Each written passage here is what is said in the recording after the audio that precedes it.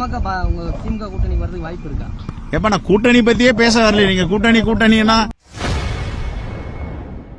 திமுக கூட்டணியில் பாமக இணைவது குறித்த கேள்விக்கு காங்கிரஸ் மாநில தலைவர் செல்வபெருந்தகை கருத்து தெரிவித்துள்ளார். பாமக நிறுவனர் ராமதாஸை திடீரென தைலாபுரம் இல்லத்தில் நேரில் சந்தித்த அவர் இவ்வாறு செய்தியாளருக்கு பேட்டியளித்தார். ராமதாஸ் திமுக பக்கம் சாய்வதற்கான வாய்ப்பு இருக்குதா? அது சம்பந்தமா உங்களுடைய அரசியல் கருத்துக்கள். அவர் பாமக நிறுவனர், இந்திய அரசியலை கரைத்து குடித்தவர். அவர் யாரு பக்கமும் சாயலாம் மாட்டாரு.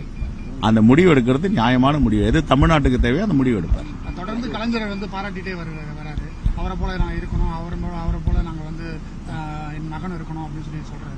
கரெக்ட். இன்னைக்கு முத்தமிழறிஞர் கலைஞர் ஒரு முன்னுதாரணம். அதே மாதிரி தந்தை சொல்விக்க மந்திரம் இல்லைன்னு சொல்றதுக்கு நம்மளுடைய மாண்புமிகு முதலமைச்சர் தளபதி ஒரு முன்னுதாரணம். அதை சொல்லியிருக்காரு. சார், பாமக உங்க திமுக கூட்டணி வரதுக்கு வாய்ப்பு இருக்கா? எப்ப நான் கூட்டணி பத்தியே பேச வரல. நீங்க கூட்டணினா நான் நலம் விசாரிக்க தானே வந்திருக்கேன். அவர் மேல அக்கறை உள்ளவன். சூழ்நிலை 2 பேருக்கும் மோதல் போக்கு ஏற்பட்டிருக்குது. இந்த டைம்ல நீங்க நலம் விசாரிக்கிறதுன்றது ஒரு அரசியல் போக்கு கரெக்டா இருக்கு. இதுதான் நம்முடைய பார்வை சரியில்லை. இப்ப நாளைக்கு இங்க இருக்கிற கேமராமேன், இங்க இருக்கிற எங்களுடைய அருமை தோழர்கள், ஜேர்னலிஸ்ட், உங்களுக்கு எதனா ஒன்னா கூட நான் நலம் விசாரிப்பேன். திமுக கூட்டணிக்கு பாமக வந்தா காங்கிரஸ் ஏத்துக்குமா சார்? அழைப்பு நான் திருப்பி சொல்றேன். அது தமிழ்நாட்டுடைய முதலமைச்சர் மாண்புமிகு தளபதி அண்ணன் மு.க. ஸ்டாலின் அவர்கள் தான் முடிவு பண்ணணும். நான் முடிவு பண்ண முடியாது. அவர் முடிவு பண்ணிட்டாரா நாங்க என்ன சொல்ல முடியும்?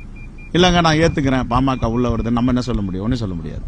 அதனால இது தமிழ்நாட்டை நலனை பாதுகாக்கின்ற கூட்டணி, தமிழ்நாட்டு மக்களை நல்வழிப்படுத்துகின்ற கூட்டணி, தமிழ்நாட்டு மக்களை முன்னேற்றத்திற்கான கூட்டணி தான் இந்தியா கூட்டணி.